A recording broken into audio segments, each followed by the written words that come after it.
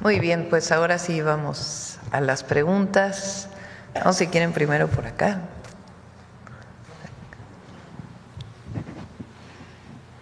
Buenos días, Presidenta. Elia Cruz de la Hoguera. Me gustaría hacer una consulta sobre el programa Casa por Casa. ¿Cómo se va a otorgar las recetas médicas debido a que solamente las pueden otorgar los médicos? Vamos, ¿cómo se va a dar eso? ¿Quieres informar, David? Todas las personas adultas mayores y con discapacidad que se van a visitar han tenido previamente una valoración médica en su centro de salud y se encuentran recibiendo medicamentos.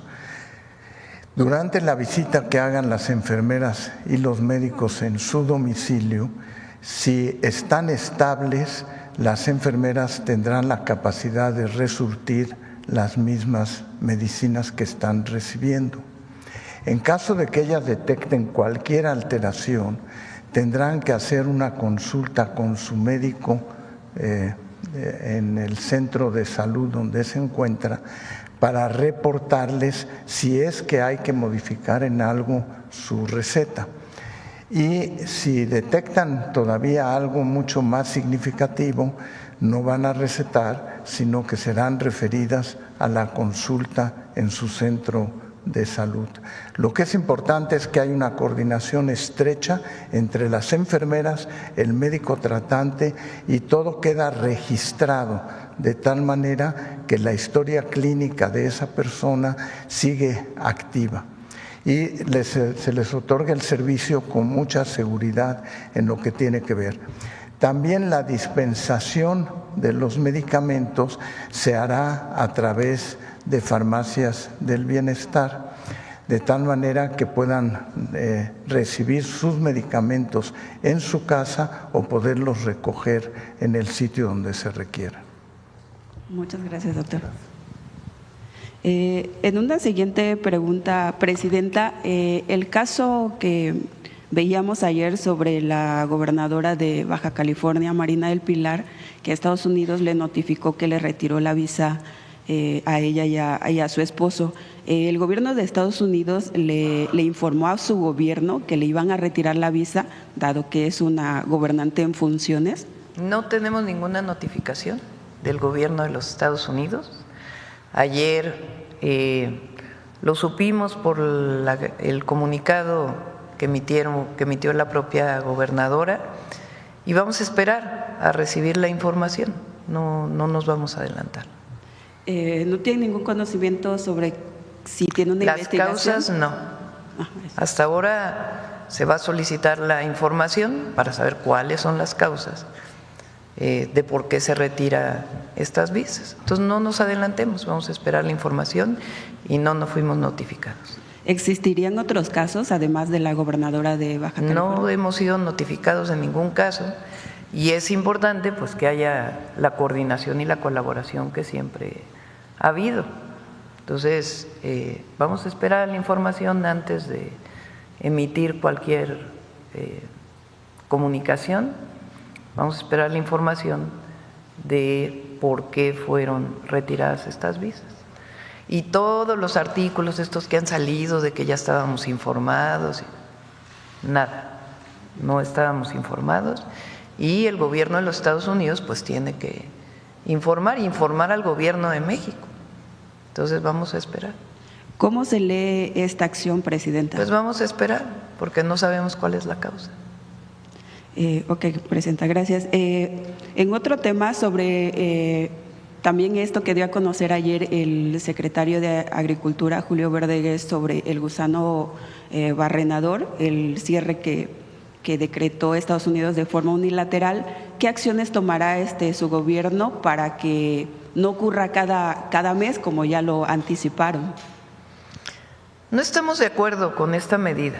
El gobierno de México ha estado, desde el primer momento que se recibió la alerta del gusano barrenador, trabajando en todos sentidos. Tengo un informe aquí del propio secretario Verdeguer, pues de todas las acciones que se han realizado, todas las medidas para evitar y para erradicar además el gusano barrenador, que normalmente viene por la frontera sur. Se ha estado trabajando, ya lo ha estado informando él y lo sigue informando, puede venir aquí a la mañanera a informar todas las medidas que se han tomado. Entonces no estamos de acuerdo con esta medida.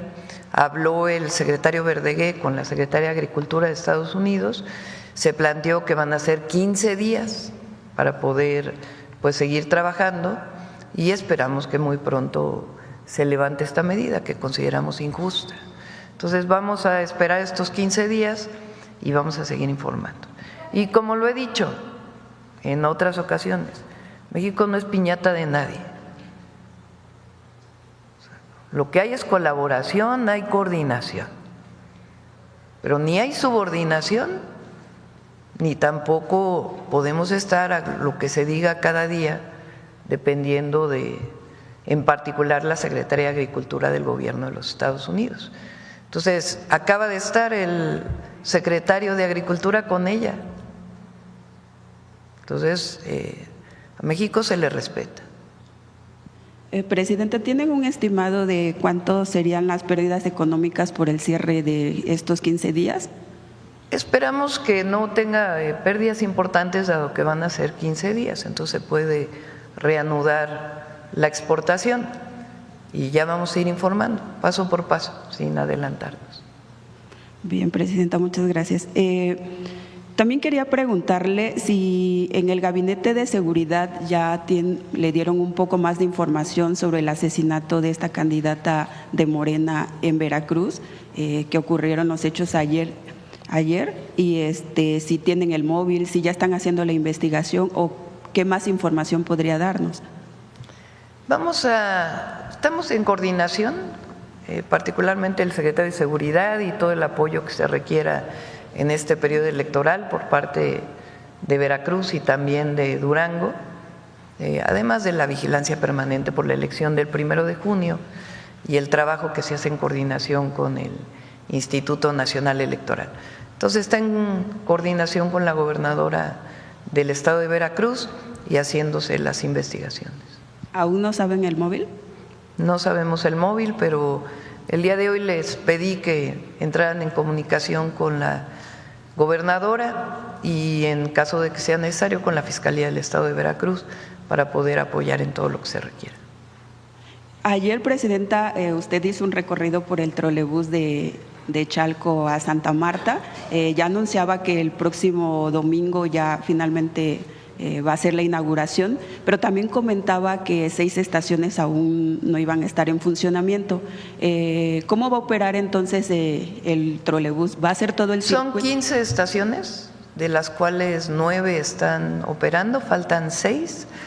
Son 3 que están en las cercanías de Chalco, en Chalco, Valle de Chalco, porque ya estaban terminadas, pero el trabajo que se está haciendo del colector de Chalco para evitar inundaciones, pues las inhabilitó en este momento, dado el trabajo que se está haciendo. En un mes más o menos, a finales de este mes, mediados del próximo, se termina por completo el trabajo del colector y se requerirán unos días para rehabilitar las estaciones.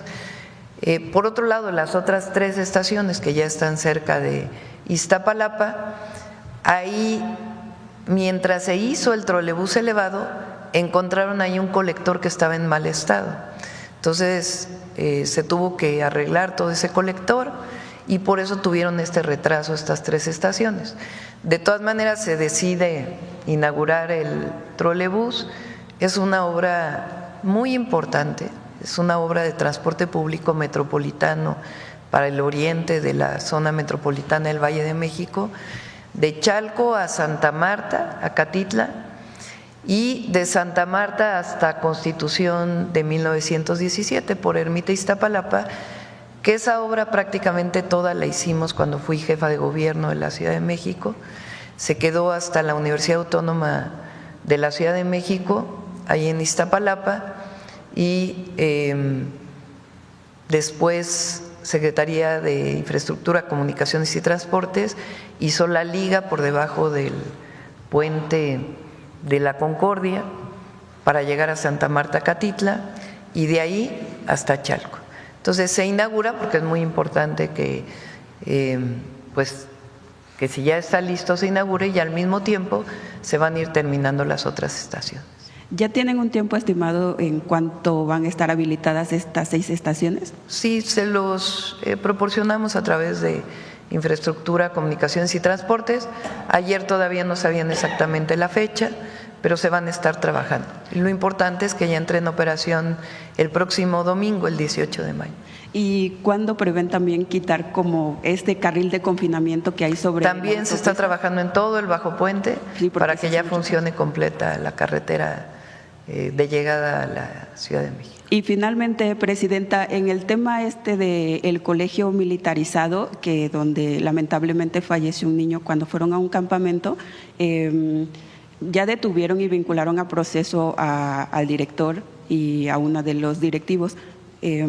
Pero ¿qué pasará con esos estudiantes que iban a esta escuela y que les habían prometido que iban a recibir clases a distancia, pero esto no ha ocurrido? O sea, están sin clases. ¿La SEP podrá hacer algo por estos estudiantes? Lo está atendiendo el secretario de Educación y está en contacto con… Para los que ya van a egresar y puedan tener, digamos, sus documentos se va a resolver. tiempo. Está ahí en contacto Mario Delgado. Ok, muchas gracias, Presidenta. A ver, por acá. Vamos así. Buenos días, Presidenta. Buenos días. Buenos días, enfermeras. Feliz día.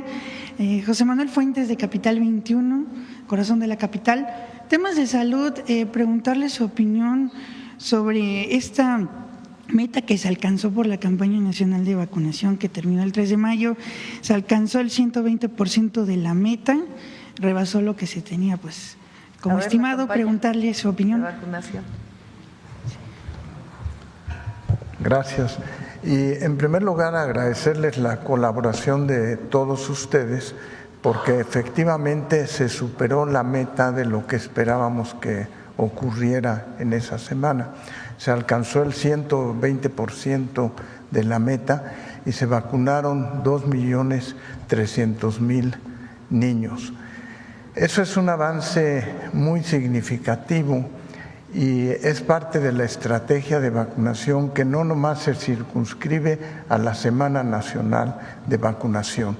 Esa semana tenía como propósito despertar el interés en la vacunación de los niños. Fue en todo el país, se visitaron todas las zonas del país, hubo vacuna disponible para todo aquel que la requería y sigue habiendo suficiente vacuna.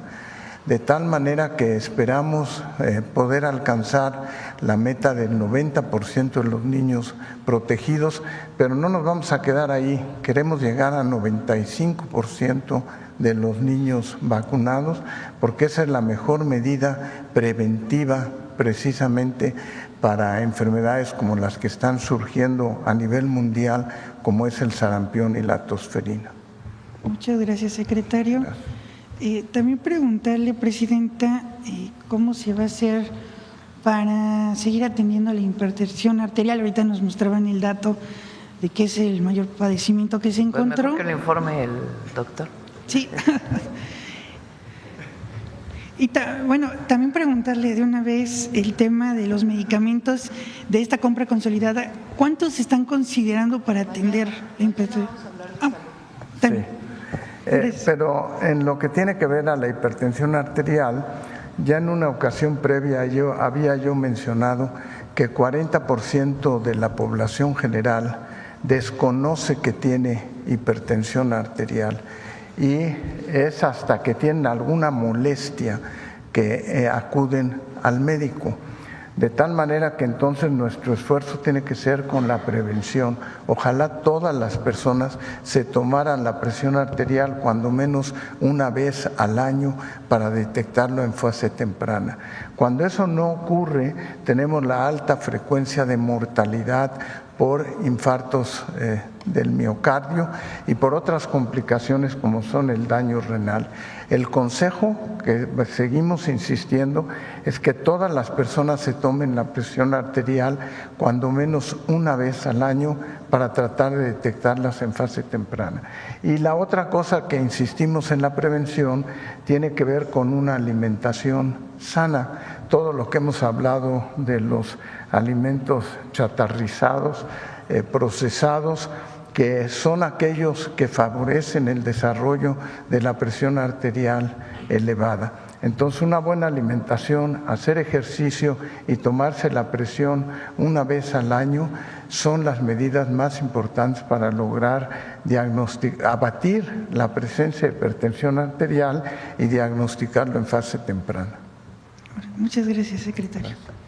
Ahora, en otros temas locales, Presidenta, preguntarle sobre una iniciativa que tiene el Congreso Local de la Ciudad de México para ver el tema de los espectaculares, que por cierto es para evitar lo que pasó con el Parque Bicentenario. Morena está proponiendo para que haya mayor responsabilidad en las empresas y también en las alcaldías. Esto tiene que ver también con lo que usted ha señalado de que se tiene o se está investigando pues esta concesión del Parque Bicentenario y también por lo que pasó en la Gustavo Madero previo al Día de las Madres, que se cayó también una estructura. Preguntarle su opinión. Pero los espectaculares o espectáculos. Espectáculos, perdón, perdón, sí, Presidenta. Porque los espectaculares también. Ahí cuando fui jefa de gobierno de la Ciudad de México, prácticamente se retiraron todos los espectaculares de azotea. Sí. Los que estaban sobre azoteas, que son los que representaban mayor riesgo de protección civil, y se reguló en la ley, pues, los anuncios espectaculares. Ahora, sobre espectáculos me parece bien. Hay regulaciones que tienen que ver con protección civil. Entonces, sí es importante que cualquier actividad pues tenga todos los requisitos, elementos fundamentales de protección civil para evitar cualquier accidente. Sobre el Parque Bicentenario, se está haciendo todo para retirar la concesión. Hay algunos temas jurídicos que está viendo la consejera jurídica y la secretaria de SEDATU y el INDAVI, pero se va a retirar la concesión. Queremos que ese parque sea operado por la Secretaría de Cultura, porque no tiene sentido que haya concesión. Fue una concesión que se otorgó a finales del 2000, bueno, casi al final del sexenio de Peña Nieto. A casi la entrada del presidente López Obrador. Entonces, nuestro objetivo es que ese parque sea operado por la Secretaría de Cultura Federal, en coordinación evidentemente con el gobierno de la Ciudad de México, dado que está en la Ciudad de México. Ese parque es donde estaba la refinería de Azcapotzalco. En realidad el parque está en la Miguel Hidalgo, no está en Azcapotzalco. Y en el límite con Azcapotzalco, y el objetivo es que sea operado por Secretaría de Cultura. ¿Tienen una fecha estimada, Presidenta, para puede informar INDAVIN y SEDATU todo lo que tiene que ver con el parque, pero el objetivo es que lo opere la Secretaría de Cultura. Gracias, Presidente. Por último, preguntarle si su gobierno va a mandar una solicitud formal para invitar al Papa León XIV para que venga a nuestro país. Va a ir a la Secretaría de Gobernación y ahí vamos a entregar una carta al Vaticano. Si lo puede ver personalmente, muy bien, y si no, de todas maneras se va a entregar una carta para invitarlo a venir a México ya en la fecha que él considere oportuna. Muchas gracias, Presidenta. Gracias. A ver, vamos por acá y luego por acá.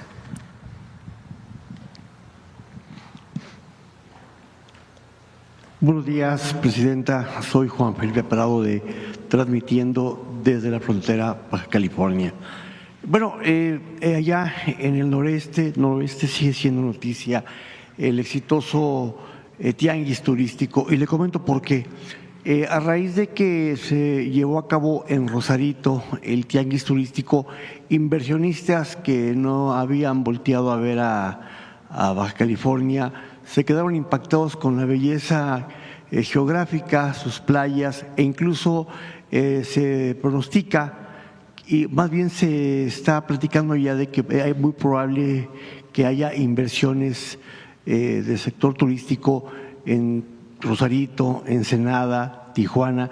¿Qué mensaje le daría usted a estos probables inversionistas que están volteando a ver este paraíso turístico de Baja California?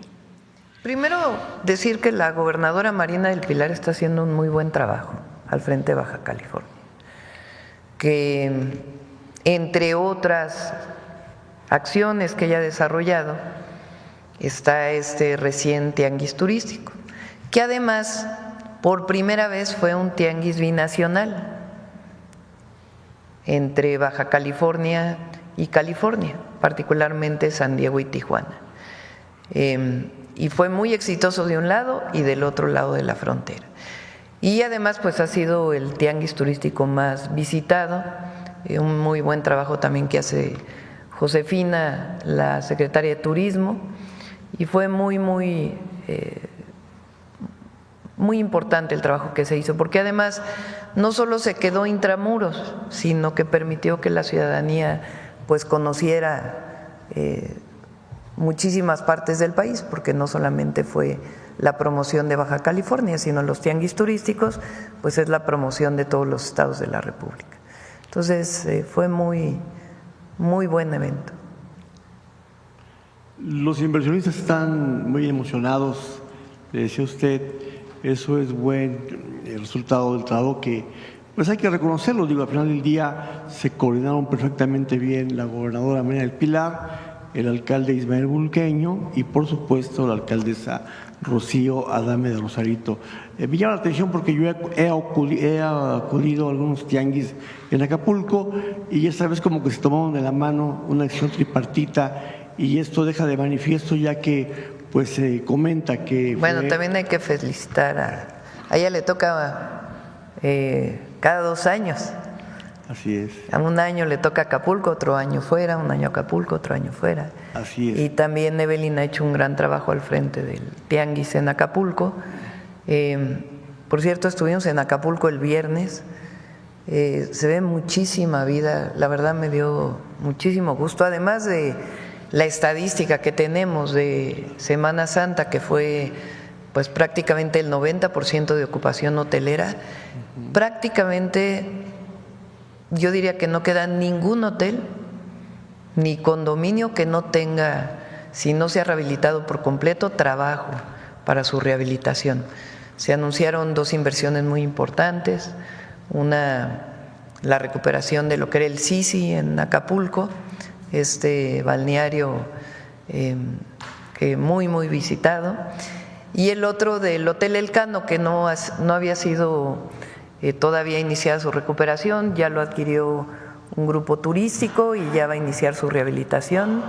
Y la verdad es que pues regresamos el viernes ya en la tarde y pues toda la costera se veía llena, los restaurantes llenos, y eso que pues ya pasó Semana Santa, entonces va muy bien Acapulco.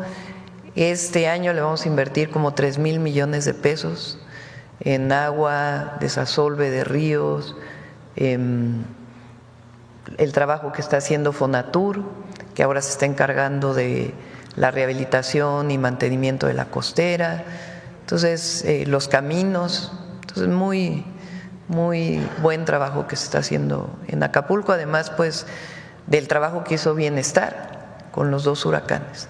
Entonces las 2 entidades han hecho muy buen trabajo y particularmente en lo que tiene que ver con el turismo.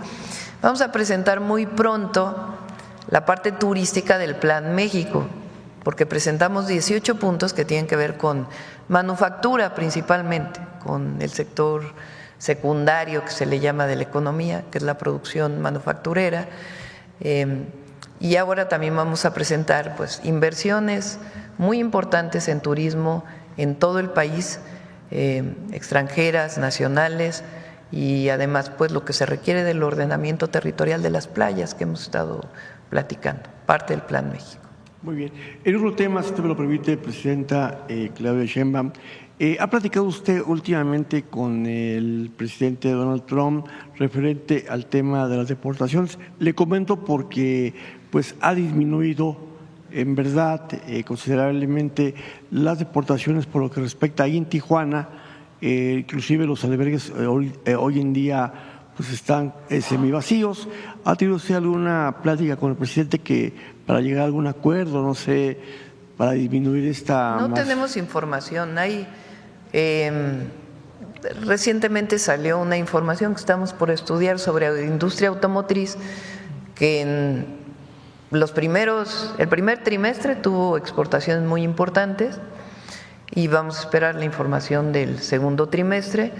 Entonces no han disminuido importaciones, exportaciones, y no tendrían por qué, porque en realidad los únicos sectores, digamos, afectados hoy por aranceles es la automotriz, que no, en particular en autopartes no hay aranceles, y en vehículos completos tienen algunas condiciones favorables frente a otros países del mundo, y acero y aluminio, que se está trabajando con el gobierno de los Estados Unidos. Fuera de eso, todas las demás exportaciones no tienen aranceles, si están dentro del tratado comercial con Estados Unidos. Quiere decir que va por buen camino el diálogo para poder lograr. Sí, hay buen diálogo. Enhorabuena. Y por último, Presidenta, preguntarle a usted qué opina sobre esta. Ya ve que se va a inaugurar una obra vial muy importante en Tijuana que va de playas de Tijuana a Otay, que está muy próxima incluso a inaugurarse. Esta obra pues la inició el expresidente Andrés Manuel López Obrador. La gente está muy contenta porque pues esta obra viene a desahogar el tráfico, va a haber una movilidad, se presume que va a haber una movilidad muy exhaustiva en este tema. La pregunta sería, Presidenta, ¿hay proyectos más adelante para ver obras como esta que puedan también beneficiar a la movilidad en Tijuana en puntos claves? Ya tenemos... el viaducto elevado va a ayudar mucho. Se ha retrasado un poco porque hay una zona, justamente la entrada a la aduana, que solamente puede trabajarse como 5 horas al día, porque es una zona pues de paso muy importante que no se puede cerrar. Entonces esto pues hace que el trabajo particularmente en esa zona pues sea naturalmente pues no al 100 por la cantidad de horas que tienen para trabajar, pero va a ayudar muchísimo. En el caso de Otay 2 pues esa aduana se terminó, más bien del lado de Estados Unidos, que se habían comprometido a hacer su parte, pues no han hecho lo que les correspondía por parte de California.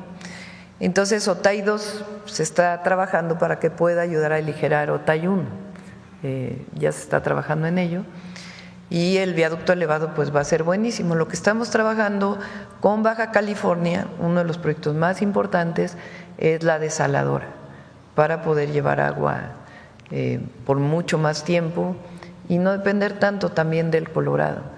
En Tijuana, y ayudaría obviamente a Rosarito y a Tijuana.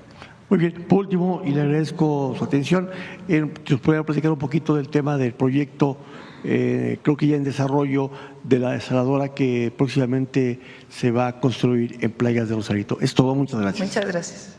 Ahora sí, por acá. Buenos días, Presidenta. Me llamo el de Mexico News. Buenos días.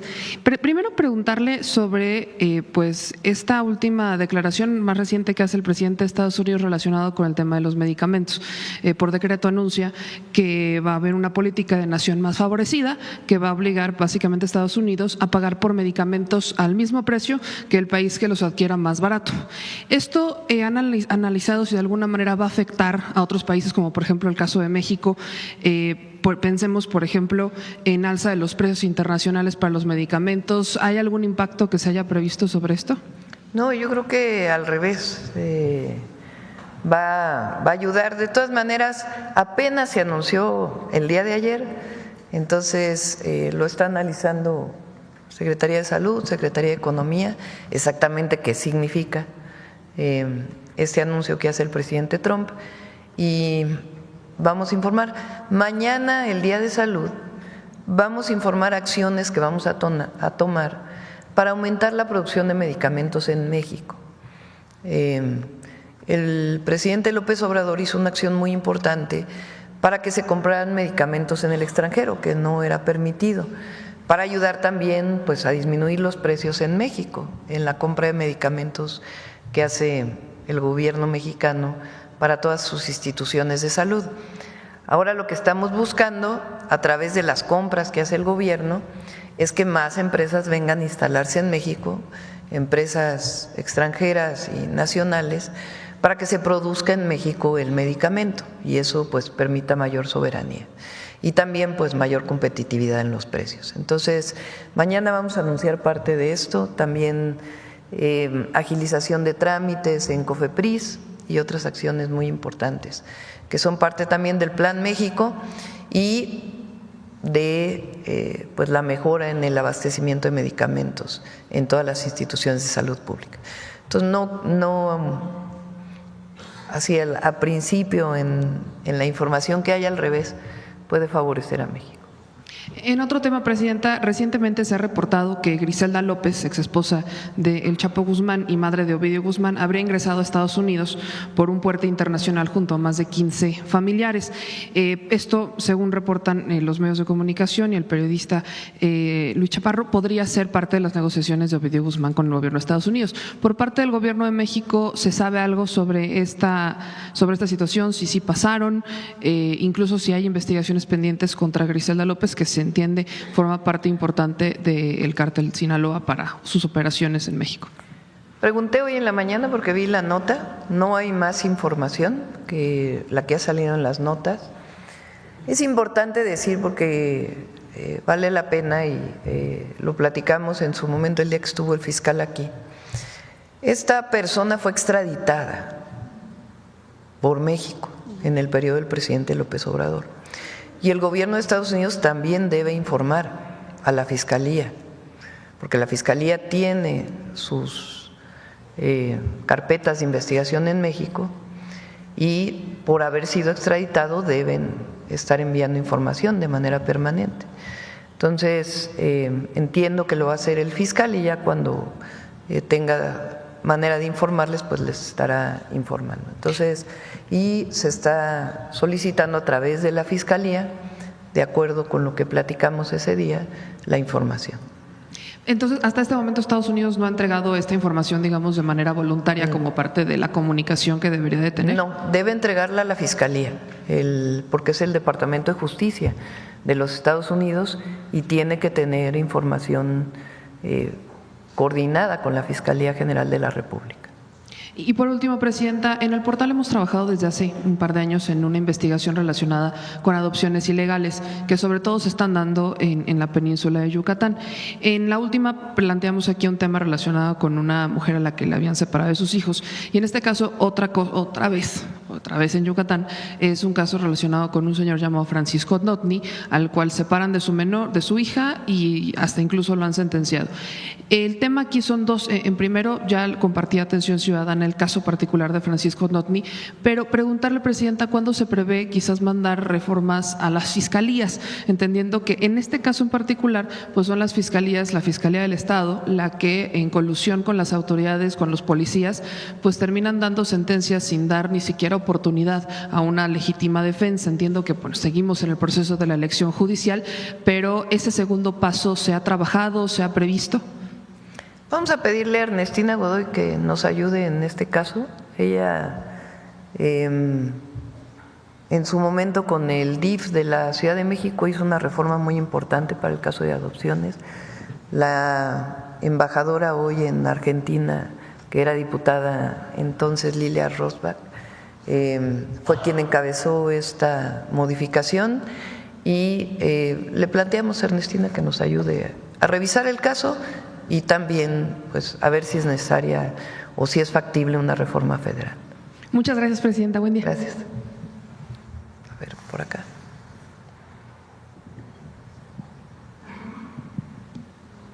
Gracias, presidenta. Buenos días. Karina Vargas, de Reporte Índigo. Buenos días a todos. De la información que se dio a conocer del programa Salud Casa por Casa, saber cuál es el diagnóstico que se tiene hasta ahora sobre la salud emocional de las personas mayores y si se tiene prevista alguna estrategia para atender estas problemáticas. Sí, a ver, no sé si tengas la información ahorita del resultado, si no se los presentamos en la siguiente ocasión o mañana también, que es salud, que nos toca salud. Para todos los adultos mayores y familiares o personas con discapacidad que nos escuchan, el programa consiste en lo siguiente. Lo primero que hicimos fue un censo que siguen desarrollando las y los servidores de la Nación, y ahora se han incorporado enfermeras y enfermeros principalmente, que son parte del programa, aunque también hay algunos médicos y médicas. Entonces, el programa consiste en ir casa por casa de todos los adultos mayores que reciben su pensión a levantar un censo. El censo fue elaborado por la Secretaría de Salud en coordinación con Bienestar.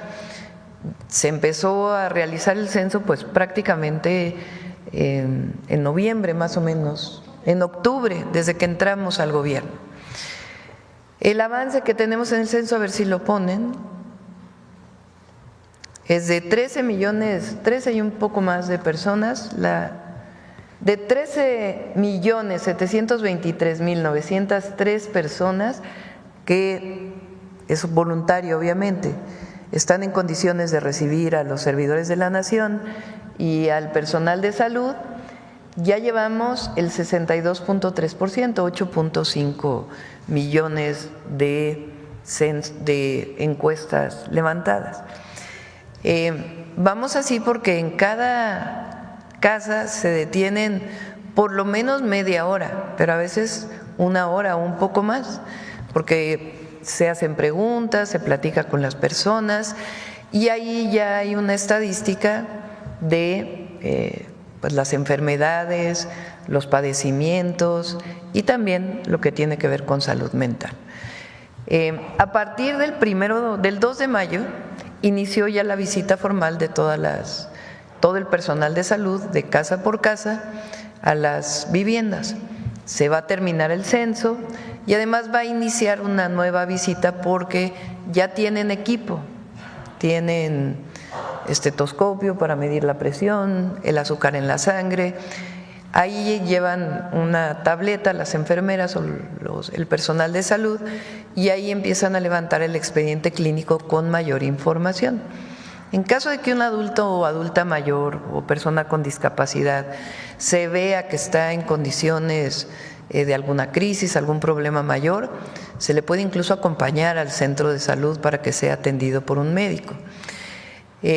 Posteriormente a este levantamiento, pues se va a ver cuáles ya tienen expediente médico en el centro de salud. Si están tomando algún medicamento para la presión, entonces el propio personal de salud le puede recetar para que en las tiendas del bienestar o en su centro de salud puedan recoger en las farmacias del bienestar su medicamento de manera gratuita, ya con el nombre del paciente. Si no ha sido medicado y encuentran que tiene una condición, el personal de salud que está en campo se va a poder comunicar, eso lo vamos a instalar durante este y el próximo mes, a un centro telefónico de salud para poderse comunicar con médicos y poder tener referencia de qué es lo que deben hacer el personal de salud, enfermeras, enfermeros que estén en campo, frente a una situación en donde vean que, por ejemplo, tiene presión alta. Y si es necesario, pues también se le lleva al centro de salud. A partir de ahí probablemente pues ya se va a saber qué personas van a tener que medicarse permanentemente y ya van a poder ir a recoger su medicamento en farmacias del bienestar. Y en lo que tiene que ver con salud mental, pues también van a ser atendidos, revisados y en comunicación permanente con este centro de salud telefónico que estamos ya instalando. En este caso de la salud mental, ¿se tiene previsto también una parte del presupuesto por si se requiriera también medicamento para estos padecimientos? Bueno, ahí tienen que ir directamente con un psiquiatra o con un médico especialista, porque ahí sí no se puede medicar a distancia. ¿Solo sería como el diagnóstico en este caso? Sí, y acompañarlos al lugar especializado en donde puedan ser recibidos. Gracias, presidenta. Y retomando el tema del trolebús elevado, saber si ya se tiene un estimado de la tarifa que tendrá este transporte. Se está revisando. Actualmente las personas del Estado de México pagan 14, 15, hasta 19 pesos por llegar a la Ciudad de México. El objetivo es que paguen menos que eso, pero se está revisando la tarifa que se va a cobrar, particularmente de las estaciones que vienen del Estado de México hacia la ciudad. Es importante decir que muchas personas llegan a Santa Marta, se bajan del transporte concesionado y se suben al metro, entonces normalmente pagan lo que el transporte público concesionado, porque en el Estado de México no hay transporte público como empresa de gobierno. En la ciudad sí, está RTP, está el metro, está el trolebús, etcétera, distintas empresas del gobierno. Entonces vienen en transporte concesionado, pagan 15 pesos, se bajan en Santa Marta y luego pagan otros 5 pesos del metro que los lleva a otro lado. Entonces aquí, pues sí, si se transbordan al metro, pagarían el adicional del metro, pero pueden irse hasta Constitución de 1917, que ya es la línea 8 y ya les queda pues mucho más cerca. O después, ya está lista la obra civil, nada más se está trabajando, me dijeron ayer, en lugares de encierro o algo así, de los trolebuses, porque ese trolebús baja y se va a ir por Mixcoac, hasta Mixcoac, así está el poniente de la ciudad. ¿Habría la posibilidad de que, como en la red de la Ciudad de México, pueda pagarse el transbordo sea gratuito de este sistema al metro? Es complejo. ¿Quién va a operar el trolebús? Sistema de Transportes Eléctricos de la Ciudad de México. Aun cuando esté en el Estado de México, como no tiene empresa operadora el Estado de México, entonces lo va a operar Sistema de Transportes Eléctricos, ese trolebús. Entonces la tarifa pues la va a definir el propio gobierno de la ciudad y obviamente vamos a apoyar junto con el Estado de México. Gracias. En una tercera pregunta, presidenta, una encuesta de Reporte Índigo y Factométrica que se publica hoy en la edición impresa de Reporte Índigo señala que al séptimo mes de su gestión 76% de la población aprueba pues su mandato y en particular 63.4% considera que las acciones para combatir la pobreza son buenas y este respaldo se da sobre todo después del anuncio de la aceleración del Plan México. La pregunta es, ¿cómo suma este respaldo a la implementación de esta estrategia? Pues todo es con el pueblo, esa es nuestra fuerza. Lo más importante de un gobierno de la Cuarta Transformación es obviamente la honestidad, la convicción y la cercanía con el pueblo. Nosotros nunca nos vamos a alejar del pueblo de México, nunca, porque ese es nuestro mandato y además es nuestra convicción. ¿A quién le servimos? Al pueblo. Entonces, eso es lo que refleja la encuesta, la cercanía y también la defensa de nuestro país, siempre, la defensa de la soberanía nacional por encima de todo y la cercanía con el pueblo. Eso es lo que representa la Cuarta Transformación. Gracias. Y por último, presidenta, en este sentido, con base en los datos del Secretariado Ejecutivo del Sistema de Seguridad Pública, el 10 de mayo fue el día con una menor cifra de homicidios dolosos en el país, en lo que va de su administración, con 46 casos. ¿Le informó algo el Gabinete de Seguridad sobre este tema? Sí, ha sido el fin de semana con menos homicidios desde hace varios años. A ver, pon otra vez la gráfica de homicidios que presentaron el jueves. Ese día, al otro día creo que salió la noticia del nuevo Papa y todo eso y no se informó tanto sobre esto. Pero la mensual, a ver si la tiene.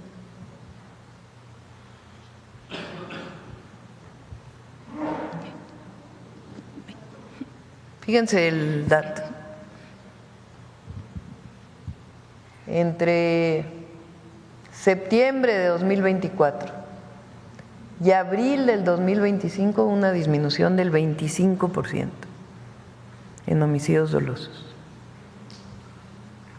De marzo a abril, de 74 a 65. O sea, 9 homicidios diarios menos en todo el país.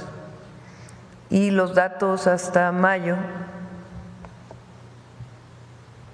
son todavía menores. Siempre hay que esperar a que termine el mes porque hay fiscalías que no envían la información completa. Pero este es el trabajo del Gabinete de Seguridad con los 4 ejes que hemos planteado: atención a las causas, consolidación de la Guardia Nacional. El viernes que fui a Acapulco, los mismos hoteleros que estaban en el evento, agradeciendo mucho también el tema de seguridad en Acapulco, que hay pues mucha presencia de la Guardia, se notaban en sus cuatrimotos, la Guardia sobre la costera y otras colonias de Acapulco. La inteligencia, la investigación y la coordinación con todas las entidades de gobierno. Entonces, chistoso porque los adversarios, ¿no?, los comentócratas, hasta esto lo critican. O sea, no hay lo que hagamos, de todas maneras va a haber crítica. Es más, ellos quisieran, ¿no?, que el gobierno de Estados Unidos interviniera en México, que no es muy patriótico que digamos, ¿eh? Se parecen algunos del siglo XIX que fueron a buscar a Maximiliano. Entonces, este es muy buen trabajo del Gabinete de Seguridad, del seguimiento permanente y el reconocimiento que hacemos al equipo del secretario de Seguridad, al general secretario y la Guardia Nacional y el Ejército, la Marina y la Fiscalía y las fiscalías estatales y los gobiernos estatales, que hay mucha coordinación. Muchas gracias, presidente.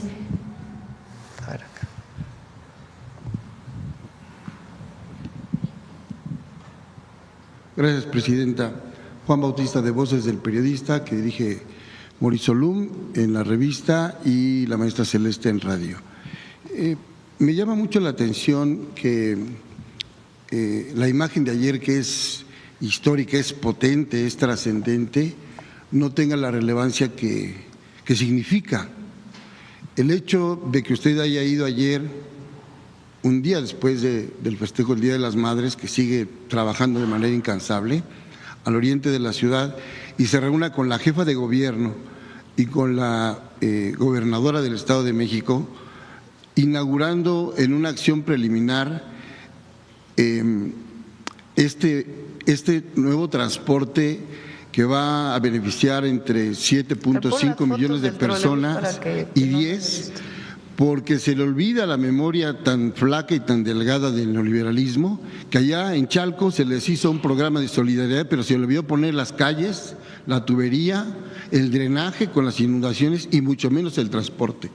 Y eso realmente representa un tema histórico, un parteaguas en la ciudad, porque solamente ese transporte estaría sumando lo que transporta aquí en la Ciudad de México, los 5.5 millones de usuarios diariamente y los 3 millones del trolebús en la Ciudad de México. Entonces, solamente ese transporte, este azul metálico muy tamayesco, por ejemplo, estaría alivianando, solventando este traslado que entre origen y destino, el ciudadano en México, en la Ciudad de México, ocupa casi 5 horas de transporte para llegar a su lugar de trabajo. Entonces yo quisiera preguntarle sobre el sentir de este día de ayer y esta obra, que realmente es una obra magnánima.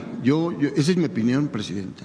Sí, fíjense, esta obra, a ver si hay por ahí algunas fotos del de la ciudad que inauguramos cuando fui jefa de gobierno. esta forma de transporte es una innovación. Sí. No hay en ningún lugar del mundo un segundo piso que mueva exclusivamente trolebuses. Claro. El trolebús pues es un transporte eléctrico, no contamina, no tiene contaminantes locales. Estos trolebuses en particular tienen 75 kilómetros de autonomía, es decir, si no están conectados a la catenaria, tienen sus baterías para poder funcionar. En la Ciudad de México hay uno sobre todo Ermita Iztapalapa, que fue el primero que hicimos, y este viene desde Chalco. En una parte viene a nivel, en la carretera que va a Puebla, no sé si es Tlanepantla o Ecatepec, el municipio que atraviesa para llegar a Puebla, a lo mejor son los dos. Ecatepec. Ecatepec. Ecatepec y Ciudad de Nezahualcóyotl en su parte oriente ya, sí, a la salida. Ecatepec y Neza, Sí, tienes razón. Iztapalapa del otro lado. Ecatepec principalmente. Sí. Y Los Reyes La Paz también. Hay una parte que tiene, en donde está de un lado Iztapalapa todavía y del otro lado Los Reyes La Paz, es el límite de la ciudad con el Estado de México. Es una zona que creció muchísimo, el oriente de la ciudad, o el oriente de la zona metropolitana del Valle de México, más bien por decirlo así. Ahí en el oriente vamos a hacer muchas acciones, porque es una zona que tiene alrededor de 10 millones de habitantes, y en 10 municipios estamos trabajando con el gobierno del Estado de México y los municipios para mejorar el entorno urbano y los servicios urbanos, y pues es una forma de transporte público que actualmente en esa parte de Iztapalapa debe mover alrededor de 100,000, 120,000 pasajeros diarios. Y tiene la ventaja de que si va aumentando la demanda, pues se van adquiriendo más trolebuses y se van incorporando. Sí. Y además pues no tiene semáforos, entonces es como un metro, desde que inicia hasta que termina pues no hay semáforos, entonces el recorrido va a pasar de 1 hora y media a media hora, 40 minutos máximo. Entonces realmente es una innovación en México este transporte, y muy importante, y pues el objetivo es llevarla a otros lugares del país. Claro, también. Y complementar todo lo que se dejó de hacer y se le vio siempre a la parte oriente como la parte más marginada de la ciudad, donde llegaban los migrantes y no había, todavía en los años 74, en el año 74, no había banquetas, no había drenaje, y las poblaciones rurales estaban ahí hacinadas. Hoy esto va cambiando, sobre todo pues con los servicios de salud, que se complementa de educación, de pavimentación, y desde luego pues esto que va a ser Ahí va a haber, un cinturón. ¿Cuáles son los hospitales? Los hoy? ¿Qué vas a hospitales, hacer? claro. A ver. Muchas gracias, Presidenta. Sí, en toda esta parte del oriente del Estado de México se va a construir un nuevo hospital regional del IMSS en Ciudad de Nezahualcóyotl, otro más en Chimalhuacán, y está el rescate de 2 hospitales que habían estado abandonados durante mucho tiempo, de los que estaban financiados por Seguro Popular, de el ISEM en su momento, ahora van a ser del Seguro Social, el oncológico de Ecatepec, que además va a tener un énfasis en cáncer pediátrico, y un hospital más pequeño, pero también que durante mucho tiempo estuvo abandonado, en Chicoloapan. Son 4 nuevos hospitales, además de un número importante de centros de salud. Gracias por esta respuesta. Presidenta, por otra parte, quisiera llamar su atención sobre el estado de Querétaro, que es la 10ª economía más importante del país, y incluso tiene una aportación magnífica en segundo lugar del Producto Interno Bruto. El Plan México pone mucha atención en este sistema de inversión internacional, y por todo lo que va a despertar y a desarrollar. Esta población es de clase media, muy emprendedora. Muchos mexicanos ya han emigrado para allá, digo, citadinos y también de otros lugares. Pero tenemos hoy un fenómeno que hoy se está visibilizando más, Presidenta, porque hay presión para compra de terrenos. Hay invasión de terrenos y también hay fraudes, en estos fraudes inmobiliarios. Yo tengo la fortuna de haber contactado, porque ellos me buscaron a través de Voces del Periodista, a cerca de 8 grupos que son académicos, son ejidatarios, son amas de casa y muchos de ellos tienen que ver con que viven en Querétaro y quieren seguir en Querétaro. Pero tenemos, voy a ser muy breve, el caso, por ejemplo, de la ciudadana Isabel Cerrato Correa, quien es propietaria de 9 hectáreas dedicadas a la agricultura en la parte norte del libramiento norponiente, a un costado de la carretera llamado el Tlacote. Bueno, pues de un día para otro, después de tantos años que está labrando la tierra ahí, resulta que ya tiene un nuevo dueño y que hay un juez que está avalando esas escrituras junto con los notarios. Ese es un caso, pero el otro, incluso esto ya está aquí en una denuncia presentada ante la Dirección de Participación Ciudadana, ya está desde hace como un mes y medio. Y otra denuncia que se vinieron las familias, les abrieron la puerta en la Cámara de Diputados y también vinieron a dejar aquí la denuncia y acaban de ofrecer una conferencia allá en Querétaro, que es un megafraude inmobiliario de 4 grandes fraccionamientos en Querétaro, específicamente Sierra Noble en Jeruquilla, El Roble en Colón, El Encino, Jercus en Huimilpan. Según estimaciones de las familias queretanas avecindadas en la Ciudad de México, el megafraude podría ascender a 30,000 propiedades sin entregar lotes y viviendas por un valor hasta de 15,000 millones de pesos.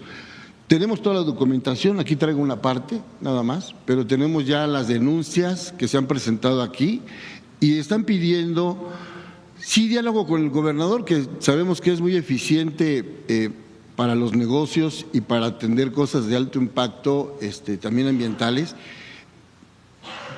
pero me dicen que no lo recibe el gobernador, entonces están pidiendo una cita directa con la Secretaría de Gobernación para que interceda en un diálogo, en una mesa y atienda a todas estas, así se hacen llamar, somos personas de un frente defraudadas y ya vinieron a dar la cara y tienen elementos y tienen todo el historial. Y entre ellas están Red Ciudadana de Ecorrestauración, integrantes de la Comisión de Coordinadora Promejoras del municipio de Felipe Carrillo Puerto, por la defensa del patrimonio histórico del centro de Querétaro. Bueno, hay una versión de que quieren hacer una mítica en el centro histórico de Querétaro, habría que revisar eso, ¿no?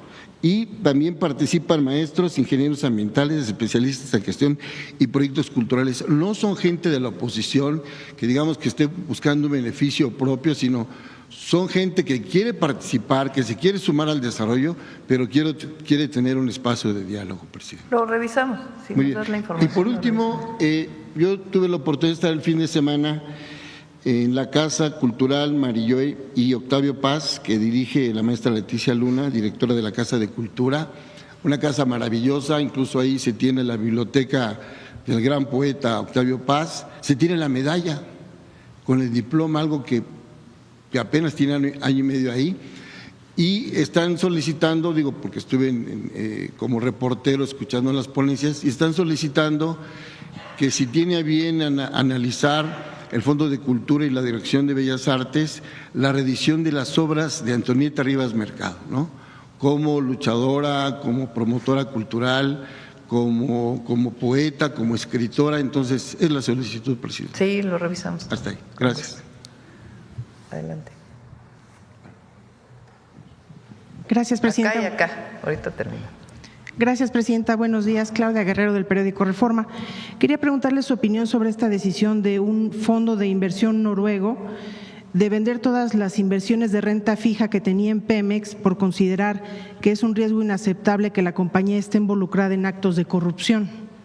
Sí, vimos la nota, no tenemos ninguna otra notificación. En la nota se habla que es desde el 2004. 2000. Probablemente su investigación sea sobre todo el fenómeno de overdredge. Vamos a ver. Llega a 2023. Sí. De 2004 a 2023. Sí. Vamos a ver por qué están haciendo este planteamiento. Pero vale la pena informar pues que viene del 2004. Claro. ¿Buscarían un diálogo con este fondo para pues ver vamos a ver, voy a preguntar a Pemex. Apenas vi la nota, no teníamos información adicional y vamos a ver de qué se trata. Gracias, presidenta. Y sobre otros temas que ya le preguntaron, quisiera pedirle algunas precisiones. En el caso del retiro de la visa de la gobernadora de Baja California, ¿ustedes temen que esta misma medida pueda ser tomada con otros gobernadores en funciones? Pues no tenemos información de ello.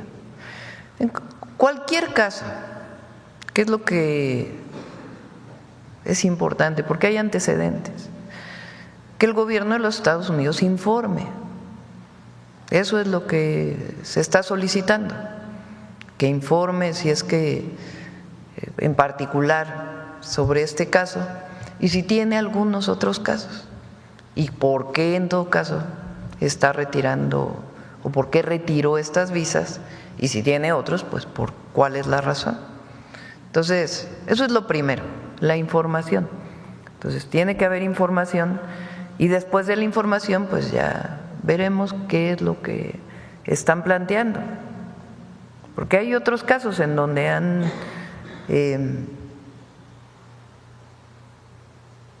bueno, no me quiero adelantar, vamos a esperar la información y después ya comentamos sobre el tema. El hecho de que no hayan avisado de manera previa a esta medida, ¿lastima la relación bilateral? Pues vamos a esperar a que nos den la información.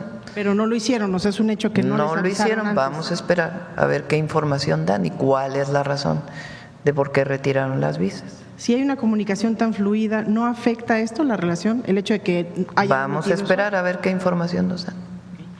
Por otro lado, también quisiera preguntarle sobre el asunto del gusano barrenador.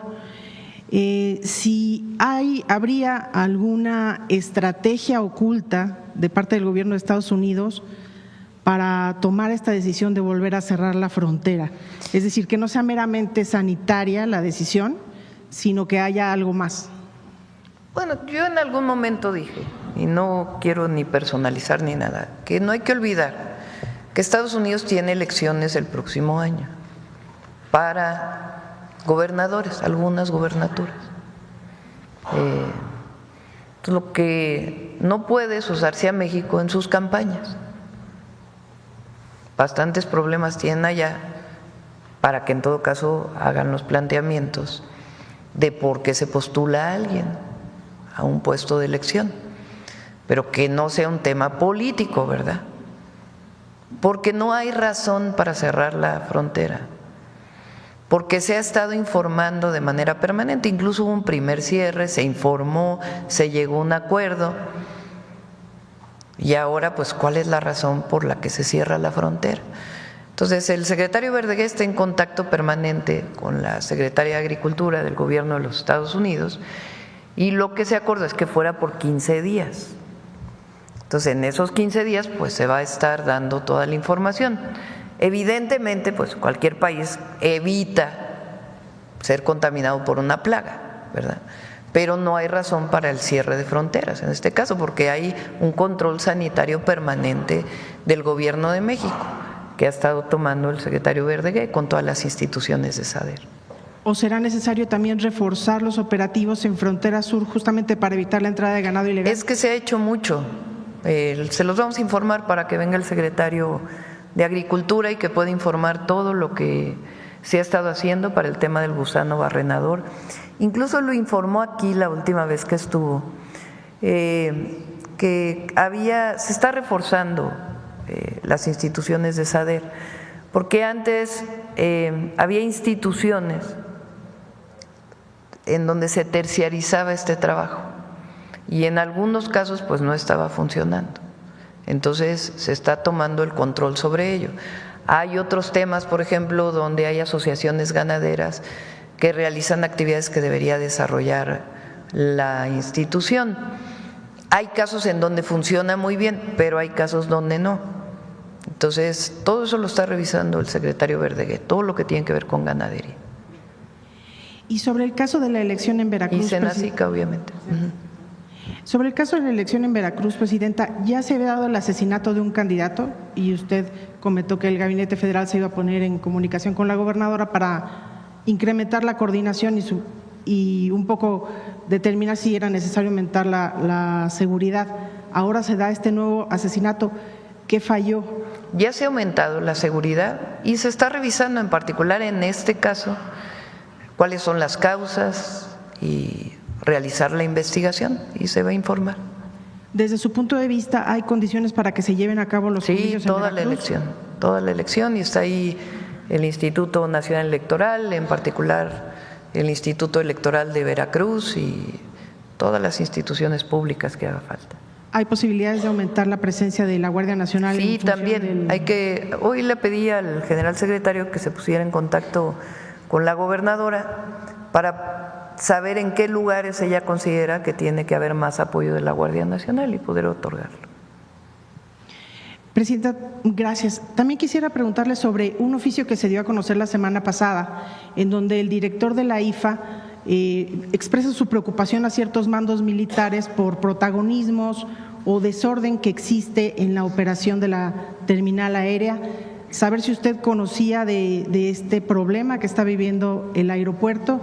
Hay trabajadores que también están preocupados y que comentaron que le enviarían a usted una carta porque aseguran que es difícil trabajar, ellos siendo civiles, bajo mandos militares en función de cómo se conducen. Entonces, quería preguntarle si usted está al tanto de este asunto. ¿No hay ninguna queja ciudadana del AIFA? Pero interna. Sí, pero son ajustes normales, no hay nada, digamos, fuera de lo común, nada. Y está funcionando muy bien el aeropuerto, muy bien. Este tipo de hecho, hay nuevos vuelos internacionales que van a llegar al AIFA, que fueron pues parte de los acuerdos que se tienen con aerolíneas. Este tipo de problemas internos que se registran en la conducción del aeropuerto, quisiera preguntar si desde su punto de vista no generaría una reflexión sobre qué tan conveniente es que las Fuerzas Armadas administren instalaciones de este tipo. Está funcionando muy bien el aeropuerto, está funcionando bien. Puede haber ajustes como si hubiera autoridades civiles, siempre, pero está funcionando muy bien, no tenemos ninguna queja. Y finalmente quisiera preguntarle, Presidenta, la semana pasada se dio un operativo policíaco en Tabasco en donde se reprimió a estudiantes. Quisiera saber su opinión sobre este tema. Usted fue activista estudiantil y ¿qué piensa de lo que ocurrió? No debe haber represión, nunca. Y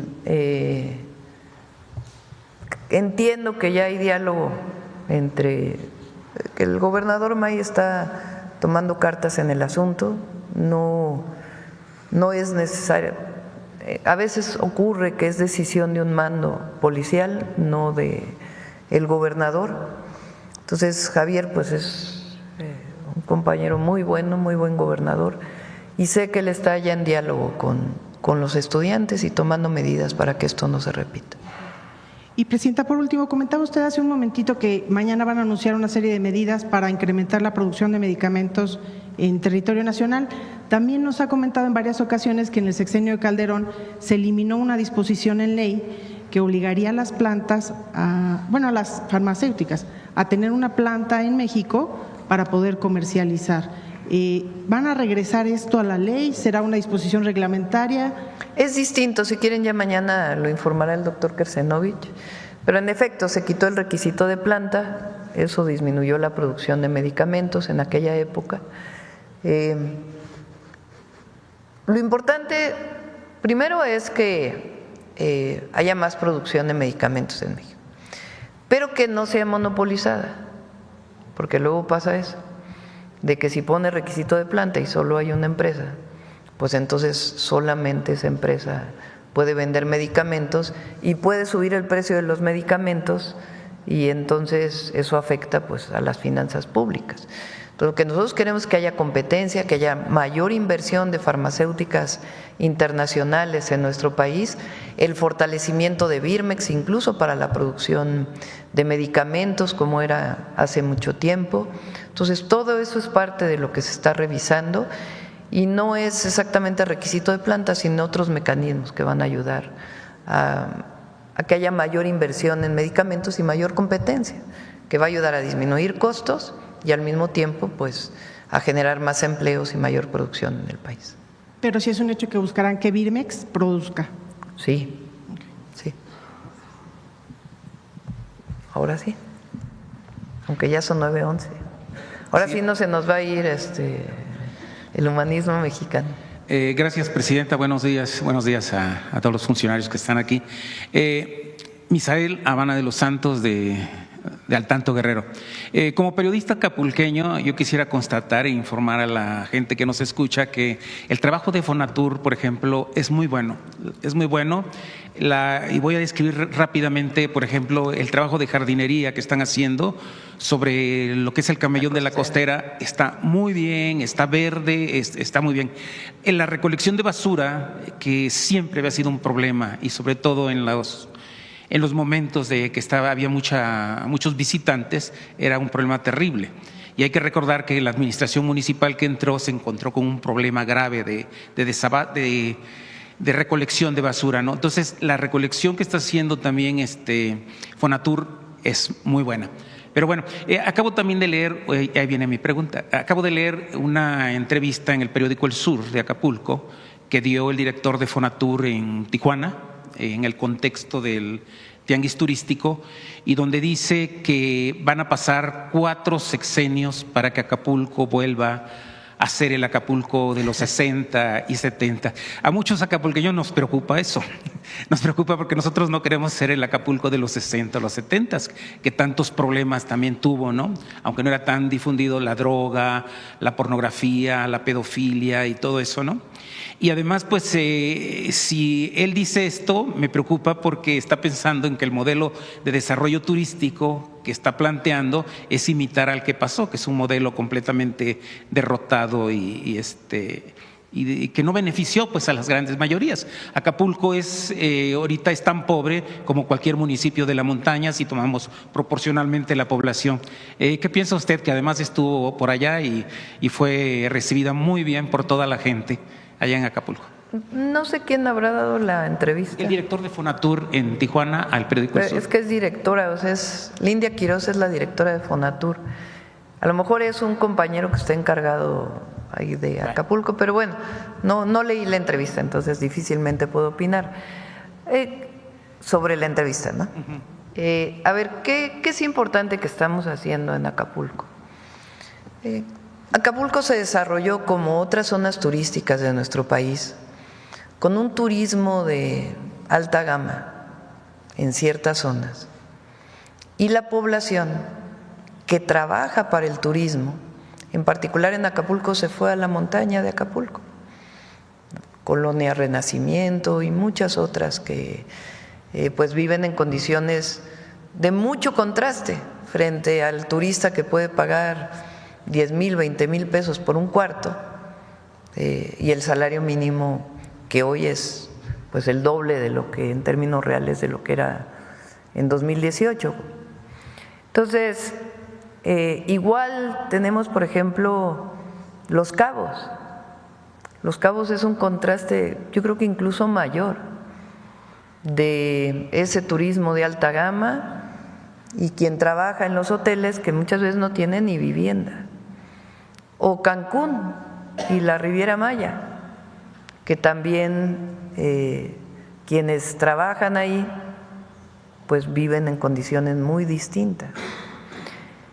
Entonces, ¿qué es lo que estamos haciendo ahora? Obviamente, seguir con la tendencia del aumento al salario mínimo, que permita pues que la gente viva en mejores condiciones, además de los programas de bienestar, obviamente, que son para toda la población. En Acapulco en particular, pues estamos haciendo las obras de agua potable. ¿Para qué? Pues para que la población de Acapulco tenga agua y no solo los hoteles. Entonces, se está, por ejemplo, elevando las plantas de bombeo. Creo que son 3 plantas principales abastecedores de Acapulco, que cuando hay un huracán o hay una inundación, pues siempre se anega, se descomponen. Entonces ahora se están elevando para que no vuelvan a tener los problemas frente a las inclemencias que pueda haber del tiempo. Y además, pues están mejorando todas las tuberías que llegan pues a las zonas altas, no solamente a la zona baja de Acapulco. De igual manera, todo el desasolve de los ríos que se está haciendo, porque normalmente las partes inundadas pues son la parte de las colonias. Y también pues todo el trabajo que se está haciendo de mejoramiento urbano, que es parte fundamental. Además, pues está mejorando la costera como parte del trabajo que hace Fonatur. Entonces está ayudando al municipio y al Estado para que pueda haber obras mayores que ayuden a todas las colonias. Además, aquellas casas que se inundaron durante principalmente el huracán John y que estaban cerca de los ríos, se van a reubicar. Es decir, ya no se pueden habitar y se van a reubicar en otras zonas y se les está apoyando a la ciudadanía.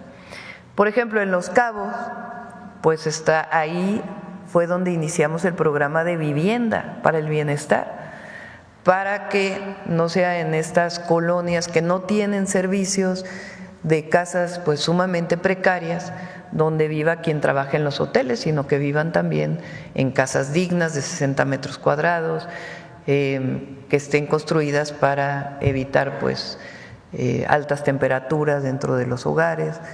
Ya va muy avanzado, por cierto, el primer grupo de viviendas que se van a inaugurar en Los Cabos. Entonces, igual en la zona de Benito Juárez, en Quintana Roo, también estuvimos recientemente para construir más viviendas. Bien, Presidenta, ya para concluir,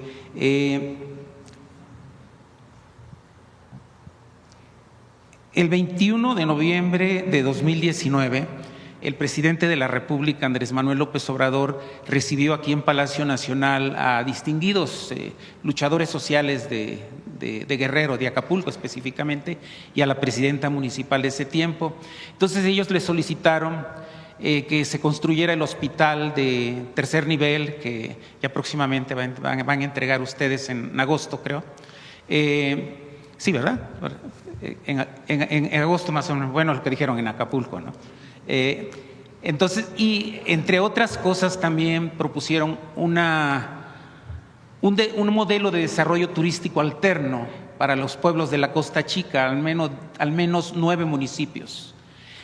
Se vinieron realizando reuniones y se fue avanzando en el proyecto, pero a partir del inicio de su sexenio no ha habido contacto otra vez con este grupo, lo recuperamos, ni por parte de la Secretaría de Turismo, ni de Guerrero, ni por parte de la Secretaría de Turismo Federal. Entonces ellos están preocupados y además es muy interesante porque, bueno, es la contraparte de la primera pregunta, ¿no?